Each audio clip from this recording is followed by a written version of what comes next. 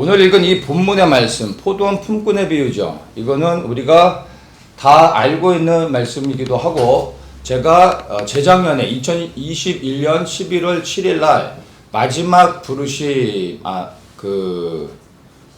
부르심이라는 제목으로 한번 나눴던 그 본문입니다. 같은 본문을 가지고서도 설교를 할 수 있죠. 그리고 같은 본문을 설교할 때 같은 내용을 그대로 설교합니다. 굳이 뭐 다르게 할 필요가 없는 거죠.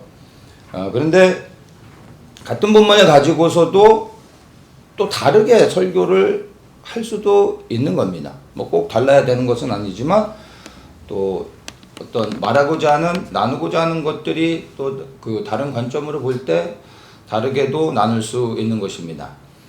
오늘 제가 이 동일한 본문을 가지고 다시 한번 나누는데, 오늘은 좀 다른 관점으로, 재작년에 했던 설교와 다른 관점으로 해서 오늘 말씀을 좀 나누려고 합니다. 그렇다고 해서 재작년에 했던 것은 오래된 것이라 이제 좀 뭔가 좀 부족하고 새롭게 업그레이드 된 것이 필요하기 때문에 나누는 것도 아니고, 전에 나눴던 말씀의 어떤 해석들이 뭔가 좀 부족하기 때문에 이번에 좀 보완을 해서 나누는 그런 것들도 아닙니다. 전에 게 틀렸고 이번 게 맞는 거고 뭐 이런 게 전혀 아니라, 관점을 좀 다르게 해서 같은 본문이지만 좀 다른 말씀을 나누려고 합니다. 그러니까 2년 전에 나눴던 말씀은 제목 그대로 부르심과 사명에 대한 것에 초점을 맞춰서 말씀을 나눴었다면, 오늘 이 같은 본문을 가지고 나누는데 이 오늘의 말씀은 보다 더 우리 그리스도인들에게 있어서 본질적이고 아주 근본이 되는 그러한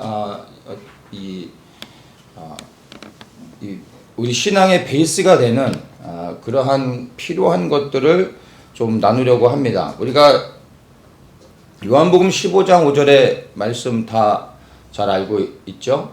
나는 포도나무요 너희는 가지니 저가 내 안에 내가 저 안에 있으면 이 사람은 과실을 많이 맺나니 나를 떠나서 너희가 아무것도 할 수 없음이니라. 이 말씀에 대하여 나누려고 하는 겁니다. 우리 그리스도인들에게 있어서 예수 그리스도 안에 거하는 것만큼 신앙의 가장 근본이 되어지는 것은 없을 겁니다. 이것은 제가 얘기하지 않아도 우리가 사실은 다 아는 건데, 항상 강조하지만 다 알고 있고 가장 기본이 되는 중요한 거라고 인식하지만, 그러나 많은 사람들, 대부분의 신앙생활을 하는 성도들이 항상 이 가장 근본이 되는 것들이 흔들리거나 사실은 이 근본됨이 견고하게 자리 잡지 못하는 경우들이 너무나 많다는 것입니다. 근데 이것은 비단 여러분들의 문제뿐만이 아니라 저에게도 동일한 것입니다. 그래서 오늘 이 같은 본문을 가지고 좀 다르게 나누지만 재작년에 나눴던 것과 전혀 충돌되지 않습니다. 오히려 이 두 가지의 말씀이 여러분들에게 하나로 연결되어지는 것이 될 수 있을 것입니다. 오늘 나눈 말씀을 여러분의 신앙의 근간으로 삼으시길 바랍니다. 오늘 말씀을 여러분이 반드시 깨달으신 다음에, 그리고 2년 전에 제가 나눴던 이 마지막 부르심이라는 이 말씀을 여러분이 다시 한번 보십시오. 오늘의 말씀을 이해하고, 그리고 2년 전에 나눴던 말씀을 보셔야 됩니다. 그러면 오늘의 말씀을 근간으로, 신앙의 근간으로 삼고, 그리고 이제 부르심과 사명을 향하여서 여러분이 새롭게 나아가실 수 있게 되어질 것입니다. 이 포도원 품꾼의 비유는 누구의 관점으로 보느냐가 중요한데, 우리는 자연스럽게 품꾼의 입장에서 보게 됩니다. 왜냐하면 우리가 품꾼이기 때문입니다. 그런데 이 포도원 품꾼의 비유는 품꾼의 입장에서 보면 안 되고 주인의 입장에서, 주인의 관점으로 보아야 이 말씀을 이해할 수 있게 되는 것입니다. 먼저 이 본문의 내용들 우리가 다 알고 있지만 제가 조금 더 자세하게 또 여러분이 놓치고 있는 것들을 이 문맥을 통해서 한번 좀 먼저 살펴보도록 하겠습니다. 포도원 주인이 이제 포도원에 들여보낼 사람들을 찾기 위해 이른 아침에 밖에 나갑니다. 그래서 이를 찾고 있는 많은 사람들이 모여 있는 곳에 가서 사람들을 이제 들여보냅니다. 그래서 아침 6시에 제일 먼저 나가서 사람들을 들여보내는 겁니다. 자기 포도원에 그 일자리를 구하고 있는 사람들을 다 들여보냈습니다. 그리고 난 다음에 아침 9시가 돼서 3시간이 지나서 다시 밖에 나가봤더니 새로운 사람들이 일을 못 구해서 밖에서 소송이고 있었던 겁니다. 분명히 아침 6시에 나가서 그 사람들을 다 자기 포도원에 들여보냈는데 아침 9시에 나가봤더니 또 있는 거예요. 그래서 이 사람들도 들어가서 일을 시킵니다. 들어가게 하죠. 그리고 나서 이제 시간이 지났습니다. 그리고 12시가 돼서 또다시 나가봤는데 분명 9시에 밖에서 소송이던 사람들을 다 포도원에 들여보냈는데 어디선가 이 사람들이 또다시 일을 찾지 못하고 있는 사람들이 서성이고 있는 것을 보고 그 사람들도 들여보냅니다. 그리고 나서 이제 또 오후 3시가 돼서 다시 한번 나가봤습니다. 그런데 여전히 일자리를 못 구해서 오후 3시가 되도록 밖에서 헤매고 있던 사람들을 발견하고 그 사람들을 다 포도원에 들어가 일을 하게 합니다. 이제 저녁 6시가 되면 모든 하루의 일과가 맞춰지는 겁니다. 1시간을 남겨놓고 포도원 주인이 다시 한번 밖에 나갑니다. 그랬더니 1시간밖에 안 남았는데 여전히 일을 못 구해서 밖에서 불안해하며 서성거리는 사람들이 있었던 겁니다. 그리고 그 사람들에게 묻습니다. 너희들은 하루 종일 여기서 뭐 하고 있었냐? 품꾼들이 대답합니다. 우리를 불러주는 사람이 없어서 우리가 이렇게 있는 겁니다. 그래서 주인이 이야기합니다. 너희도 포도원에 들어가라.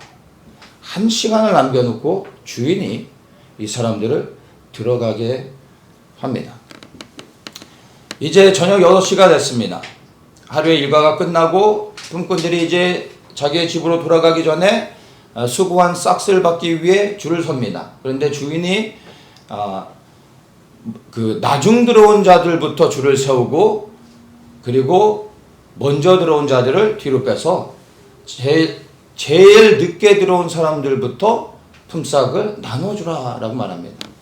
그래서 아침 6시부터 제일 일찍 들어와서 수고한 사람들은 맨 뒤에 줄을 서서 앞에서 1시간 일한 사람이 이제 품삯을 받는 것을 보게 됩니다. 그런데 보니까 한 데나리온을 받는 거예요. 이 사람들은 1시간밖에 일을 안 했는데 한 데나리온을 받는 것을 보게 됩니다. 그러니까 이 아침 일찍 제일 먼저 들어왔던 사람들은 갑자기 마음속에 설레기 시작하는 거예요. 1시간 일한 사람이 한 데나리온을 받는구나. 그러면 나는 조금 더 받을 수 있겠구나.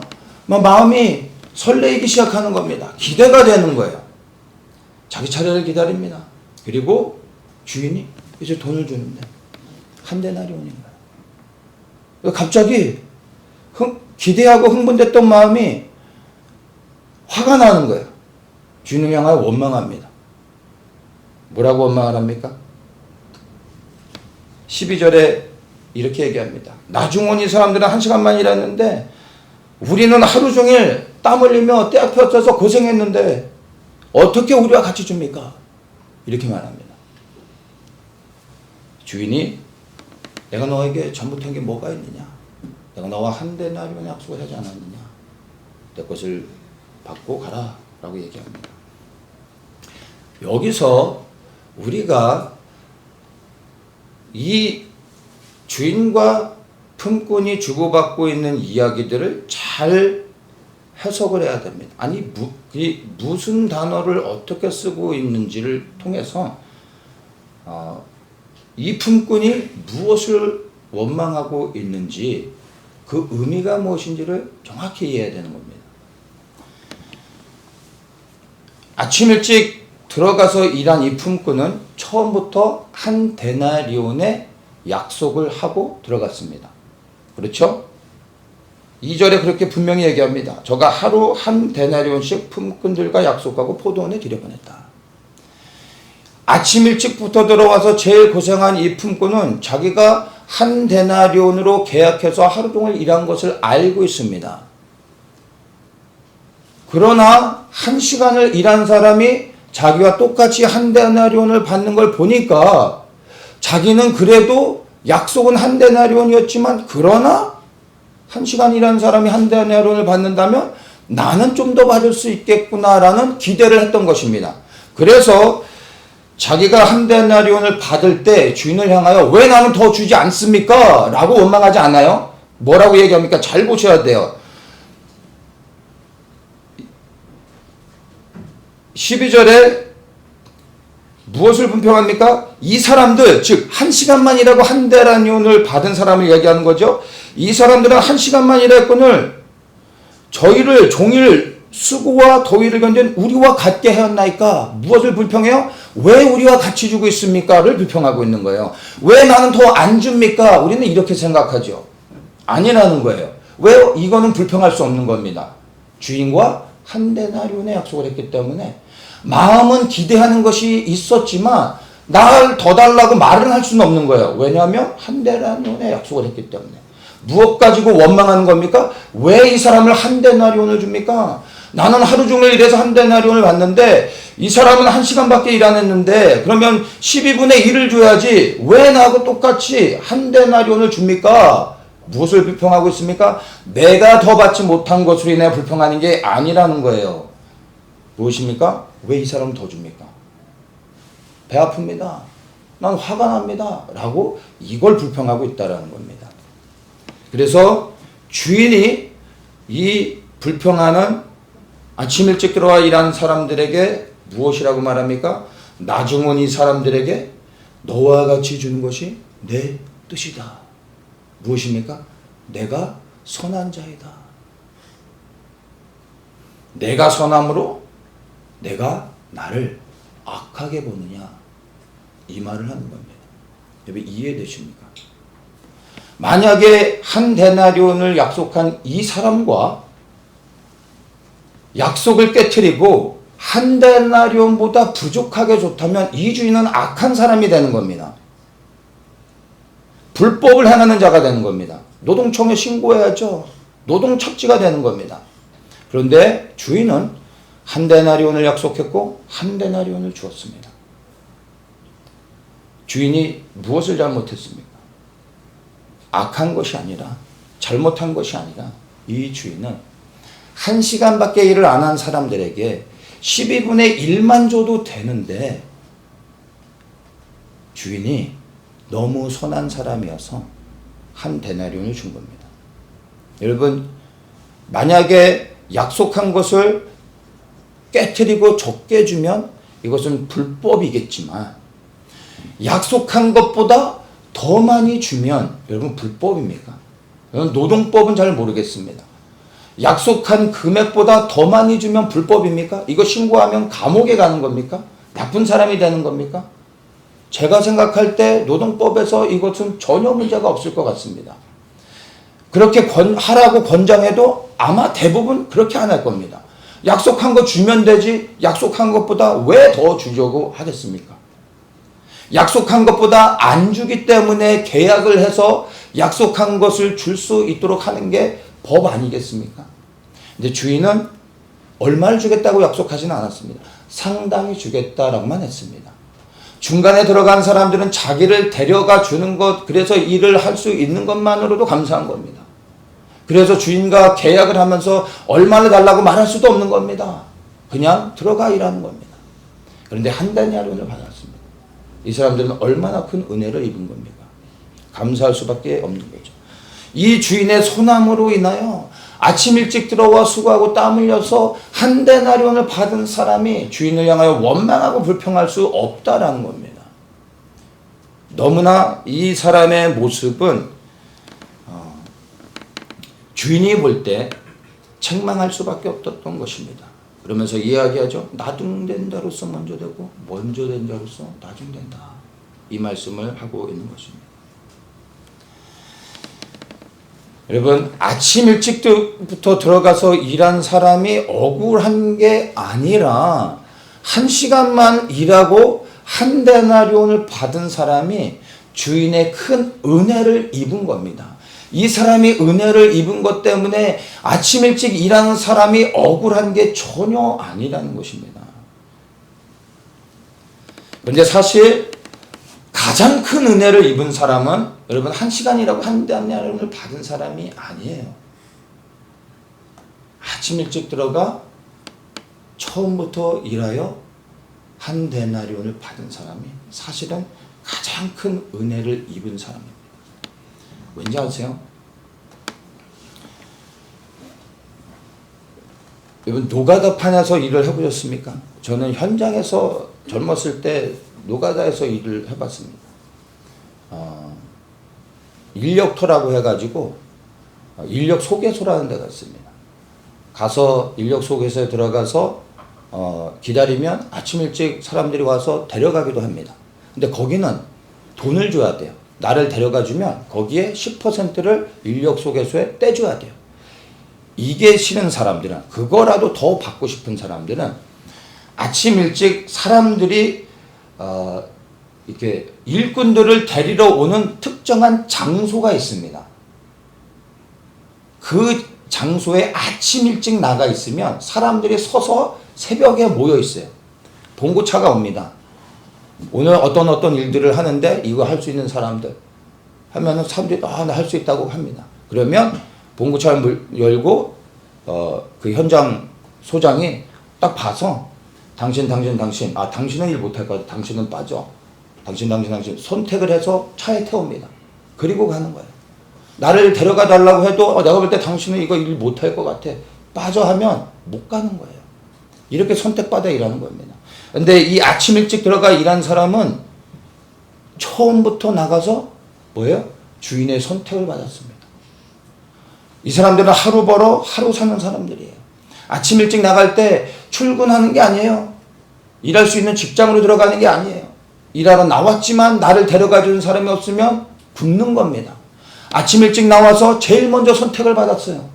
그리고 하루 종일 일할 때 왜 나를 이 사람이 택해가지고 내가 이렇게 하루 종일 고생하게 만들나? 원망 불평했을까요? 아니죠. 아침 일찍 들어가 처음부터 선택받아 일을 할 수 있는 것으로 인하여 기쁨 가운데 감사한 가운데 일했을 것입니다. 오늘 하루 일이 끝나면 난 한 데나리온을 받고 이것으로 쌀을 사고 집에 돌아가 가족들과 함께 맛있게 먹어야지 하며 생각하며 얼마나 기쁨이 넘쳤겠습니까? 반대로 여러분 하루 종일 일자리를 찾아 기다리지만 11시간이 지나도록 일자리를 찾지 못했던 사람을 생각해 보십시오. 저녁 5시가 됐어요. 1시간 후면 이제 일이 다 끝나는 거예요. 어느 누구도 이제 일을 찾지 않습니다. 일하는 사람을 찾지 않아요. 집에 돌아갈 시간이에요. 이 사람의 마음의 절망감은 어떻겠습니까? 11시간 동안을 빈둥빈둥거리며 재미나게 놀고 있었을까요? 물론 아침 일찍 들어가서 수고하고 땀 흘리며 일한 사람에 비하면 육체적인 노동은 안 했겠지만 11시간을 길거리에서 집에도 못 가고 방황하며 헤매며 1시간 후면 나는 이제 굶고 아무것도 가지 못하고는구나 라는 이 절망감으로 11시간을 길거리에 서 있었을 사람의 마음을 생각해 보시라는 거예요. 얼마나 힘들었겠습니까? 여러분 무엇을 선택하시겠습니까? 아침 일찍 들어가 일하는 게 복 아니겠습니까? 이 사람이 1시간을 일하면서 한 데나리온을 생각했겠어요? 조금이라도 받아서 그래서 그거라도 받아갈 수 있다면 하는 심정으로 1시간을 일하면서도 마음이 편할 수 있었겠냐고요. 사실은 아침 일찍 들어가 일했던 사람이 그리하여 약속한 한 데나리온을 받은 사람이 사실은 가장 큰 주인의 은혜를 입은 자인 것입니다. 그렇지 않습니까? 그런데도 불구하고 자기와 똑같이 주는 것으로 인하여 주인을 원망하고 있습니다. 이게 우리의 모습이 아닌가 우리가 곰곰이 한번 생각해 볼 필요가 있다는 것입니다. 가장 큰 이 은혜를 입은 사람, 그래야 가장 큰 감사를 해야 될 사람이 오히려 주인을 향하여 원망하고 있는 모습. 그게 저와 여러분의 주님을 향한 모습은 아닌가 생각해 봐야 된다는 것입니다. 누가 주인을 원망하는지 잘 보십시오. 이른 아침 주인의 택함을 받아 포도원에 들어가 일한 사람이라는 것입니다. 교회 안에 이런 사람들이 오늘날에도 너무 많지 않을까 생각합니다. 교회 안에 누가 주님을 향하여 원망합니까? 교회에 오래 있었던 사람들, 교회 여러 가지로 많이 봉사하는 사람들, 많은 수고를 하는 사람들, 오랫동안 섬긴 사람들, 일을 열심히 하는 사람들, 이런 사람들이 주님 앞에 내가 이렇게 쓰임받고 있는 것으로 인하여 주님 안에 누리고 있는 이 은혜로 인하여 감사해야 될 사람들이 사실은 원망과 불평을 하고 있는 것이 오늘날 교회 안의 모습이 아닌가 생각해 볼 필요가 있다는 것입니다. 혹 나는 이런 사람이 아닌가 여러분 돌아보십시오. 여러분이 하고 있는 수고로 인하여 주님을 향하여 원망하고 있다면 여러분의 마음을 돌이키셔야 되는 겁니다. 감사하셔야 되는 겁니다. 혹 지금 여러분이 그러한 마음이 아니다 할지라도 나와 상관없는 것으로 덮어버리면 아니 되는 겁니다. 왠지 아세요? 훗날에 아니 내일 모레 1년 후에 나의 마음이 바뀌어져서 주님을 향하여 이와 같이 원망할 수 있게 될 수 있는 가능성들이 우리에게 있다라는 것을 경계하시면서 지금 이러한 마음을 갖고 있지 않다 하더라도 계속해서 우리가 이러한 마음이 들지 아니하도록 갖지 아니하도록 우리의 마음을 경계해야 된다라는 것을 여러분들이 기억하셔야 되는 겁니다. 나중된 자가 여러분 먼저 되는 것은 너무나 좋은 일입니다. 우리가 이와 같은 사람이 되어야 됩니다. 나중된 자가 먼저 되는 은혜. 그러나 우리는 교회 안에서 이미 예수 그리스도를 섬기며 오랫동안 신앙생활을 해온 사람들이 대부분입니다. 먼저 된 자들입니다. 먼저 된 자들이 나중되는 것을 두려워하셔야 되는 겁니다. 먼저 되는데 나중될 가능성들이 우리 모두에게 있다라는 것을 분명히 기억하셔야 되는 겁니다.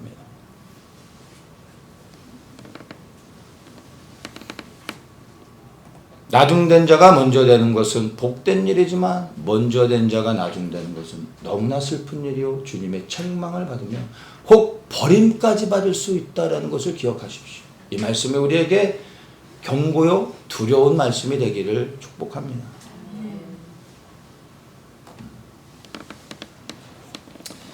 가장 큰 은혜를 입었음을 우리가 다시 한번 생각하면서 여러분 주님 앞에 감사하실 때 늘 감사의 고백을 올리고 이 감사를 지켜가시기를 축복합니다. 아멘. 이제 오늘 제가 나누고 싶은 말씀을 이제 조금 다른 관점으로 나누도록 하겠습니다.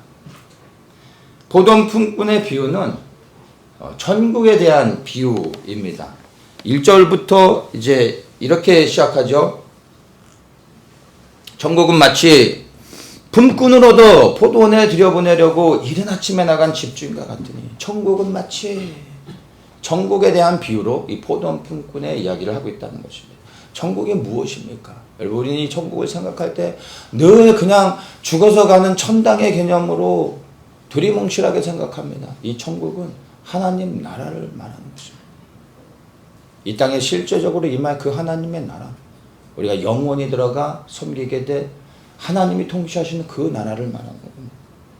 여러분 하나님 나라는 어떤 곳인지에 대해 이 포도원 품꾼의 비유를 통해서 이야기하고 있습니다. 하나님 나라의 관점으로 이 포도원의 이 스토리를 다시 한번 볼 때 우리가 새롭게 발견할 수 있는 것이 있습니다.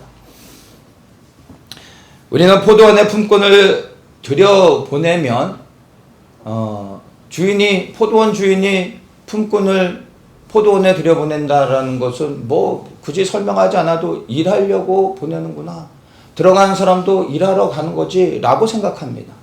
너무나 자연스러운 것입니다. 그러나 우리가 이 본문을 통해서 이제 스토리가 정확하게 어떻게 흘러가고 있는지를 다시 한번 보아야 하는 것입니다. 1절에 이렇게 얘기합니다. 포도원에 들여보내려고 이른 아침에 나간 집주인과 같으니, 포도원에 일을 시키려고 라고 말하지 않고 포도원에 들여보내려고 라고 말하고 있습니다. 자, 4절에서 9시에 나가서 아직도 일자리를 못 얻고 있는 사람들을 향하여 주인이 이렇게 말하죠. 너희도 포도원에 들어가라 라고 말하고 있습니다. 포도원에 들어가라, 내가 너희에게 상당하게 주리라. 뭐라고 말합니까? 너희도 포도원에 들어가 일해라 라고 말합니까? 포도원에 들어가라 라고 말하고 있습니다. 4절에 포도원에 들어가라 라고 할 때 어떤 번역들은 포도원에 들어가 일해라 라고 번역했습니다. NIV 같은 경우가 그렇게 번역했습니다. To hire men to work in his vineyard.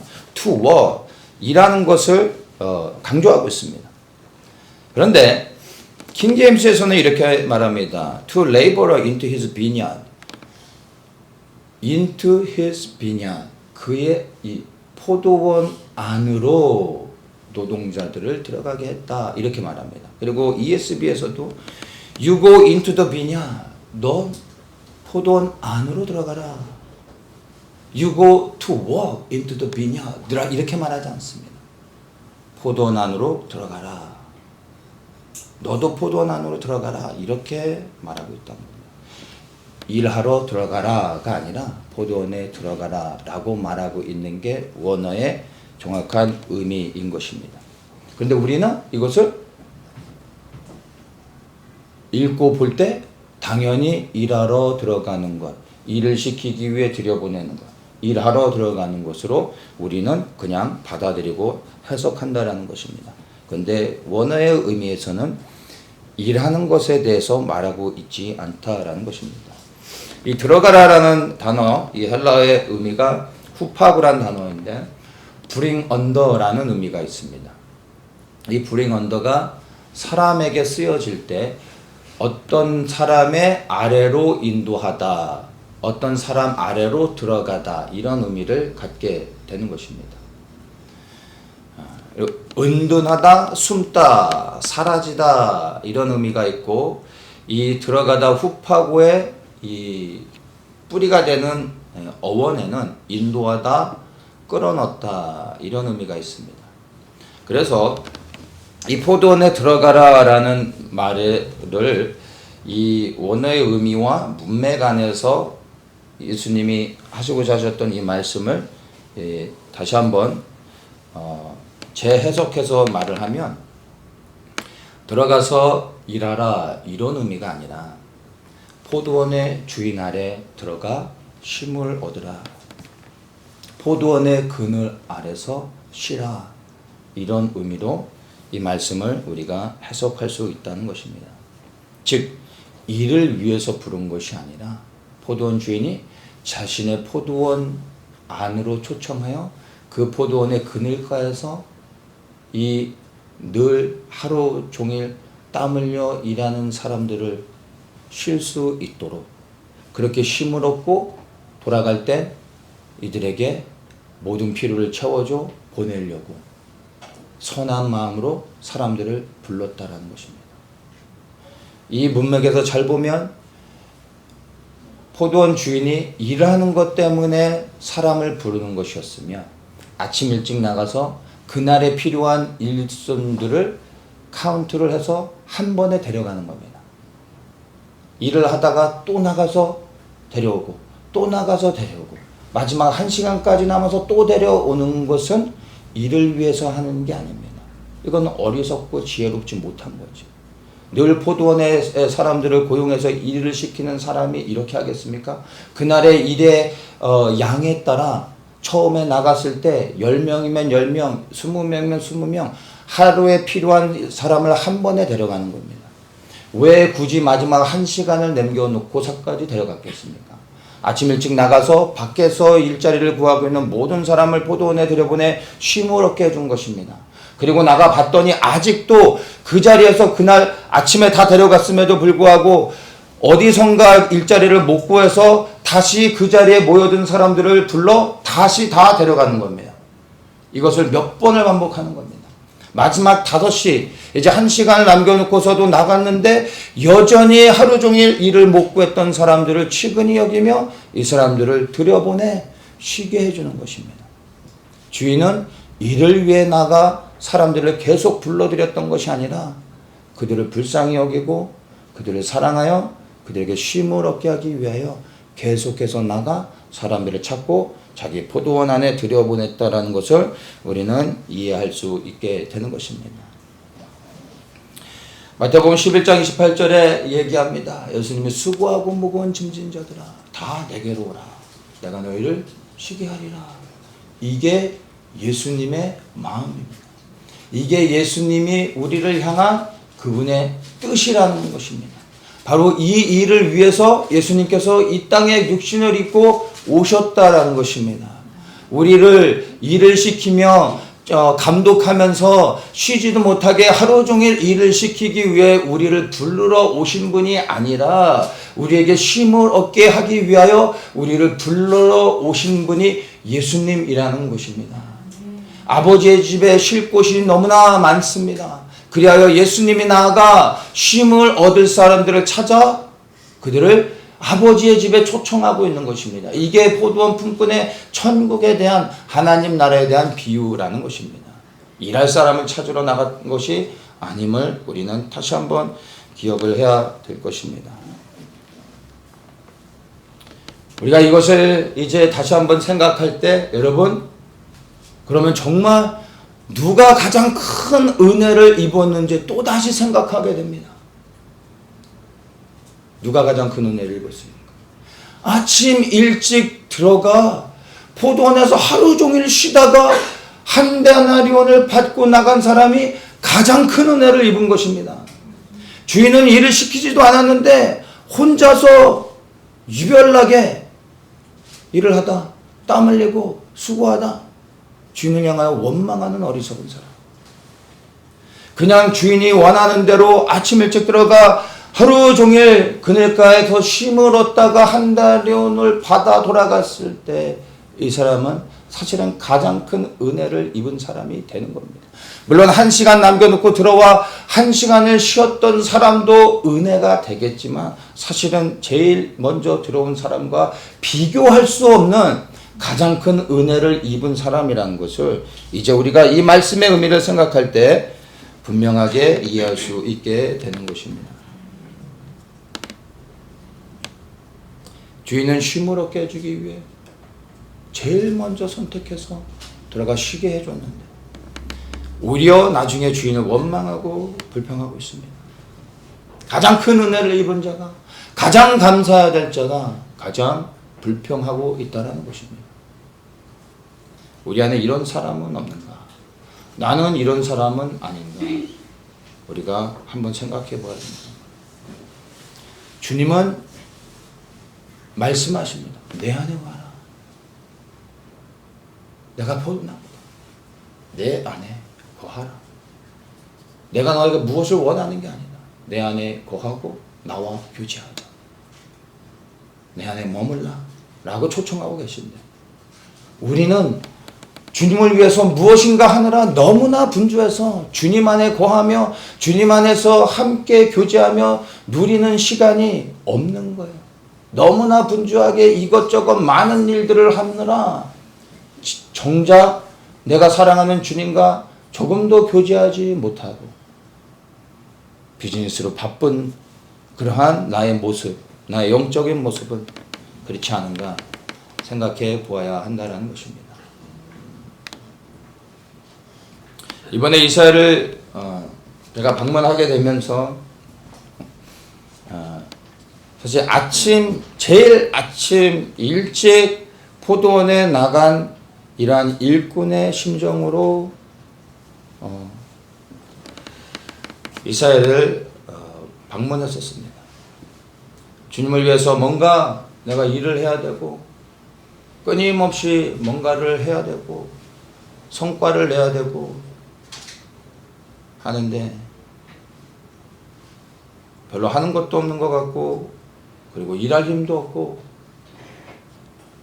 너무나 부족하고 저의 무능함으로 인하여 혹시나 주님이 나에게 실망하지 않으실까, 그래요 주님의 책망을 받지 않을까, 뭔가를 해야 되는데 하지 못하고 있는 저의 이런 모습들 보면 불안한 마음과 또 주님 앞에 죄스러운 마음들 가지고 들어갔습니다. 그런데 주님께서 제게 원하셨던 것은 무엇을 하는 게 아니라, 주님이 넌 내 안에 거하라, 이것이 내가 너에게 원하는 것이다 라는 것을 깨닫게 해주셨습니다. 나는 주님을 위해 뭔가를 해드리고 싶고 그것으로 인해 주님이 기뻐하시는 걸 보기를 원하는데, 주님은 너가 내 안에 거하는 그 자체가 나의 기쁨이고 내가 원하는 것이다.